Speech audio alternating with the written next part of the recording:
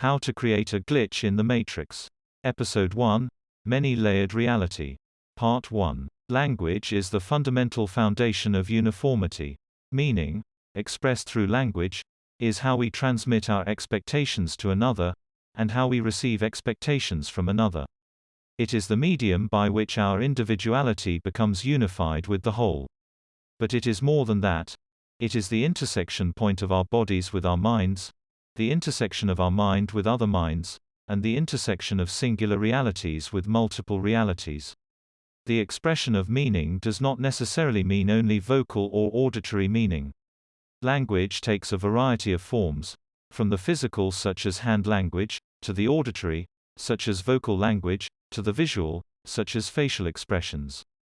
Suffice it to say, a person's ability to express meaning is limited only by his or her imagination. The purpose of this description is to show the 5 basic mechanisms or levels by which we express meaning in a spatial sense. We express it through hand language, through our facial expressions, through our body posture and posing, through our voice, and finally through our location proximate to other objects or people. These are what I call the spatial plates of reality. For each of these plates represents a separate intersection between our expectations and the expectations of others. We create expectations by our hand, body language, we create them by our words, we create them by our facial expressions, and we create them by our location in space.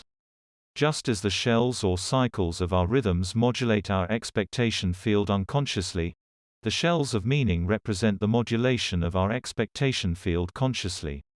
The expression of meaning modulates the expectation field we produce and thereby restricts or undermines our ability to experience the unexplainable. Each shell of the spatial plates represents a distinct level which can be used to modulate our expectation field and thereby either expand or contract our conscious awareness into what is ordinarily unseen. I will start off at the plate of the hands, the lowest of the spatial plates. The expression of the plate of the hands takes the form of spatial transformations. In the expression of meaning through gesture, the plate of the hands uses the medium of spatial transformations to express complex ideas and concepts. These complex ideas and concepts take the form of a narrative. A narrative conveys or expresses tension, just as the rhythms of the body keep tension at bay. This tension represents both the modulation of one's expectation field and the transmission of that tension into the expectation fields of others.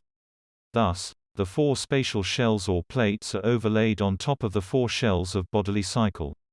In mathematics, there are 4 forms of transformations: translation, rotation, reflection and dilation. But in reality, there are other transformations relevant to the expression of meaning which involve these transformations, such as in relation to an object.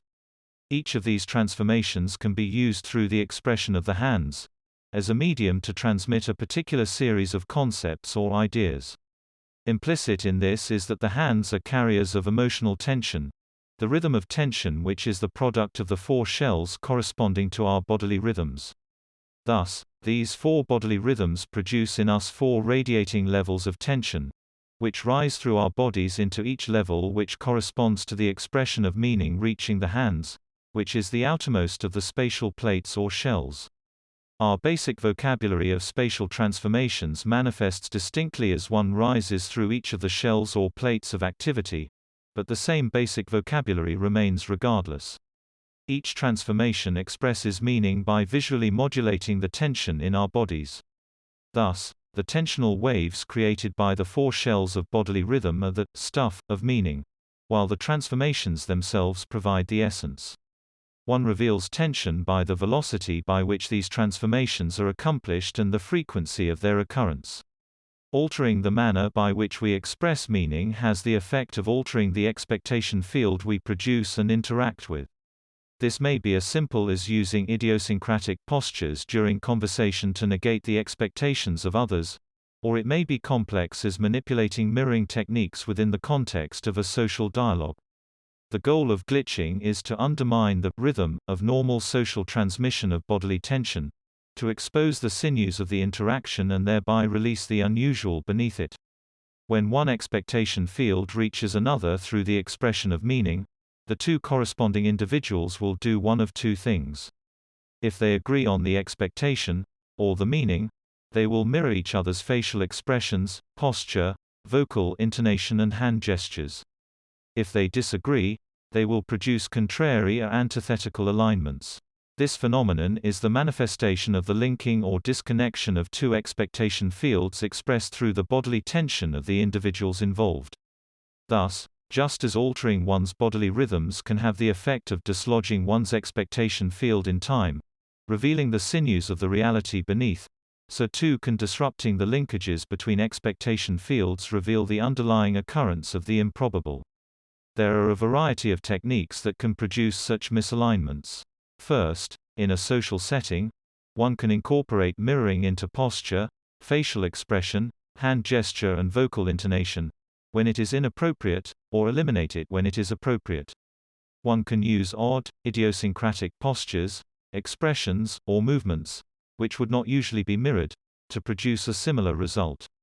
One can simply balk at conformity with the common expectations of a place or setting. One can alter the rhythm by which one consumes a beverage, for example, or alter one's breathing rhythms. There are manifold ways that one can dislodge the regular occurrence of the unification of the expectation field. The methodology behind doing so is limited only by the imagination of an individual social actor. Obviously, because a social setting has more people, there is a greater likelihood of conflict between two expectation fields. Thus, social settings are the most productive places to experiment with creating a glitch. Part 2. There are distinct levels of experience that one can have of reality. And in some of my earlier podcasts, I go so far as to try to describe those layers of reality. But I would like to point out that when I say that reality is layered, what I'm essentially asserting is that there are distinct levels of experience that one can have about reality. And these distinct levels of experience are fundamentally different and fundamentally enmeshed in each other, such that in the ordinary course, if you're on one level, you wouldn't necessarily understand that there is a higher level.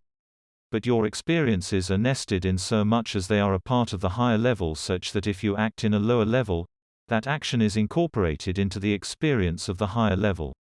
Now I'd like to explore this idea a bit further. The first way I'd like to explore that idea is from the standpoint of interpretation of others' behavior. Now in the ordinary course, when two people are communicating in public, or three people or four people or five people, there's a level of expressive behavior below the conscious, which stems from their bodily or their body posture, their body language. Now we assume that that level of communication body language is nothing more than what it is. It's a physical representation or attenuation of vocal language. What we fail to recognize is that, in fact, body language is more than that. Essentially, what I'm asserting is that each level of expressive language represented by some physical coordinate of our experience is a complete and separate reality in and of itself. So for example, if you look at a person talking to another person in a public place and you were to break down their language to all the various components, starting with their verbal language, their eye contact, their facial movements, their posture, their hand movements, etc., what you would find is that each level of language expresses a distinct component of a nested narrative, and that distinct component of a nested narrative is in and of itself a distinct reality. So, what I'm essentially saying is when someone is speaking to another person and expressing meaning through the various mechanisms of their body, what they're in fact doing is communicating on multiple levels. 5-6. I don't know the exact number. But each of these levels expresses a distinct narrative, and that distinct narrative is reflective of a distinct reality. It is only in experiencing each of these distinct levels of meaning that one can come to understand the full extent of the narratives expressed in a very simple conversation. Now, language is nested, just as I have described. But there's another level of nesting or level to existence or to reality. So, there's another way of looking at the question as well, which is from the standpoint of our thoughts. Now internally, we interact with our experience of reality by our imagination, and our imagination is a kind of projector of our experience. So, what this basically means is when we perceive something, we tend to project an interpretation of that thing upon our experience of reality, which ultimately changes that experience of reality. So, what I'm basically saying is the conclusions that we draw with our imagination create anticipatory expectations about what ultimately will happen in the near future. And those anticipatory expectations become blended with the substance of being such that our subsequent experience is in some way altered or manifested as a result of the interpretations that we hold internally of our experience or our externalities. So, because the imagination is a projector and because that imagination draws conclusions about reality and also shapes reality, we have to understand that. We have to understand that what we're interacting with in a given moment is more reflection of who we are than it is a reflexive reflection of anything external. So, what I mean by this is if our mind is disjointed, if our thoughts are disjointed, then our experience of reality will be disjointed and reality itself will be disjointed and disconnected. So, let's say you're sitting down and you're watching a television program, and through this television program, you're experiencing the world according to certain narratives. Now, if those narratives are disjointed and disconnected, if your thoughts are disjointed, disconnected, then your mind is going to shape your experience of that television program in such a way that it becomes disjointed and disconnected. And the reason for that is because your thoughts don't just reflect reality. They manifest reality, and as they manifest reality, you interact with it. And so, there's an exaggeration or an inertia to the process of experiencing the reality through an external internal process.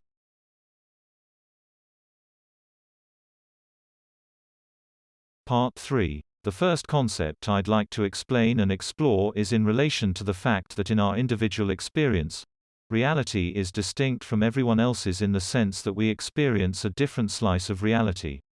Now basically, what I mean by that is that the rules that we view as essential to reality are not in fact essential at all and don't govern the subjective experience of other people.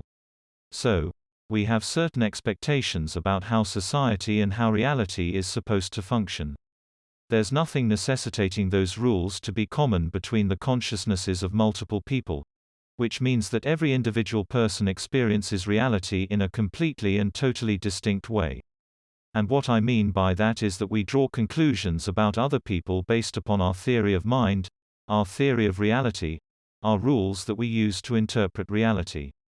But the reality is that other people don't share those rules. And in fact, their experience of reality is fundamentally different than ours.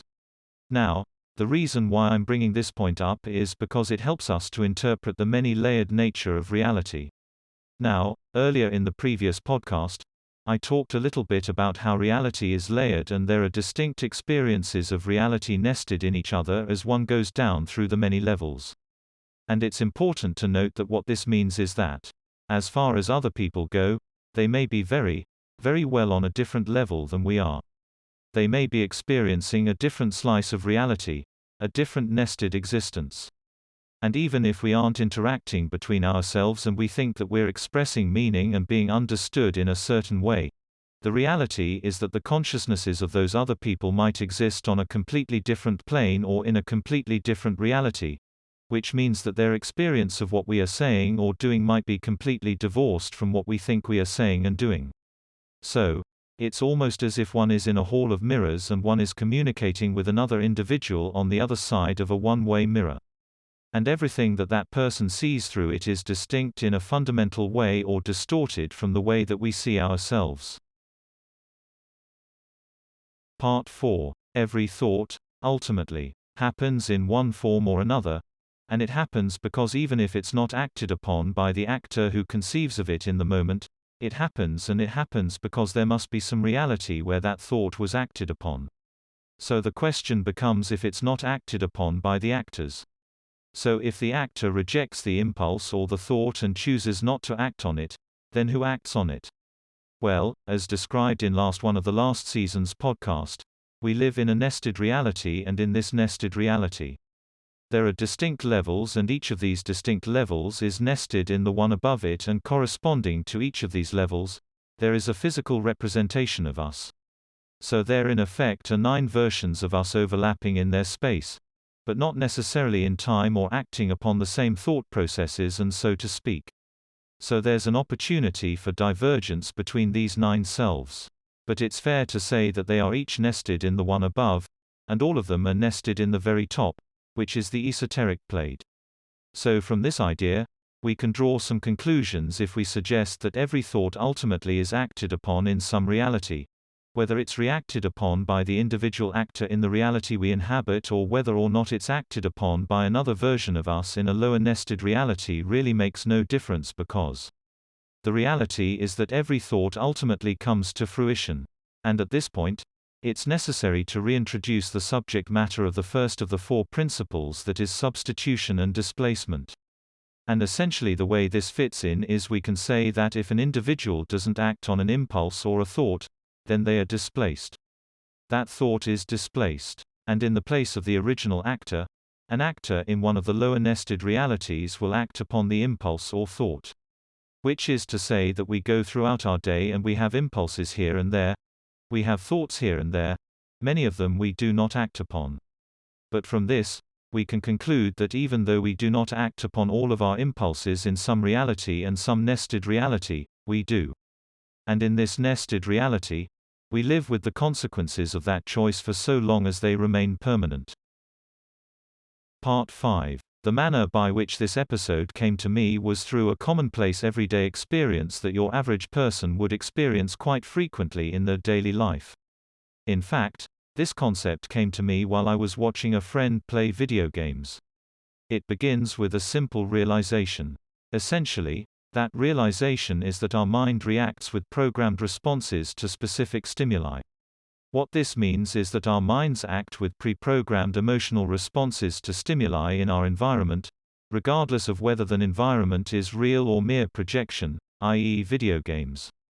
What this also means is that phantom stimuli, that is, stimuli which mirrors real stimuli in some basic way, can produce the same behavioral responses, whether we like it, or know it, or not. For example, let's say that you're watching someone play video games. And that someone you are watching is your spouse or girlfriend or boyfriend. Now, in the video game, that person is interacting with an attractive computer-generated avatar. That avatar is mere artificial intelligence. Such an interaction will produce the same pre-programmed response as would an interaction with a real human being. That is, you will become jealous. Now, it is trite to say that, but that is only the beginning of the discussion. For what we see from this is that our impulses dissolve into the substance of anything we immerse ourselves in, from television, to virtual reality, to hobbies, to building Lego, to playing squash. But there are a few prerequisites for this to work. First of all, it requires the willing suspension of disbelief. Second, it requires the immersion of our attention into some substrate. Third, it requires releasing one's impulses naturally into the subject of one's attention. So these are the 3 prerequisites. What is the significance?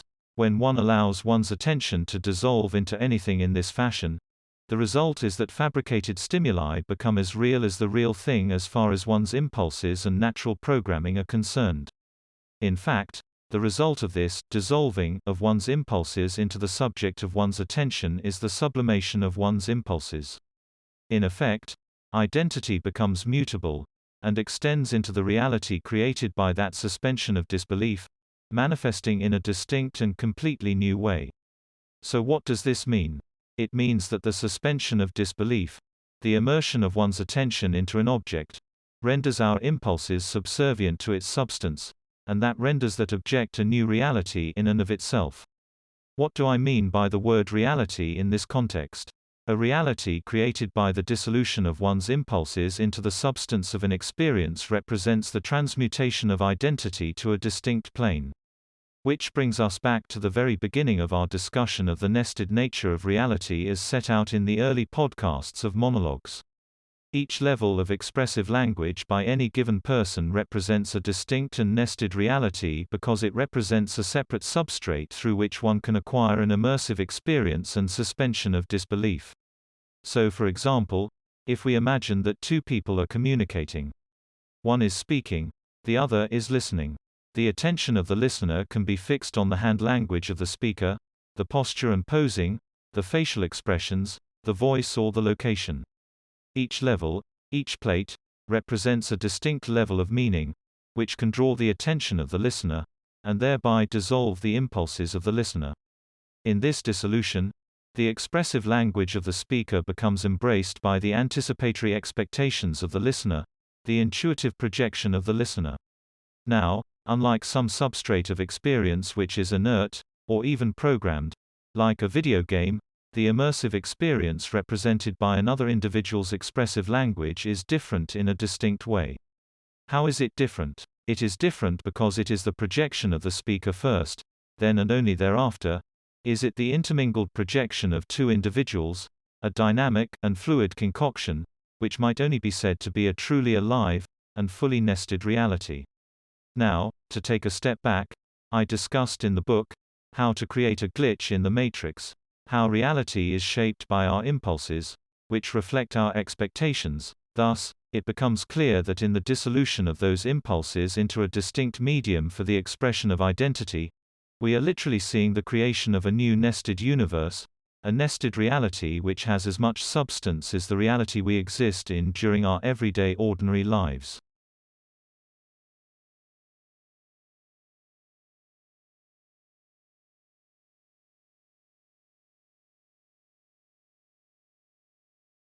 That's the end of the podcast for today.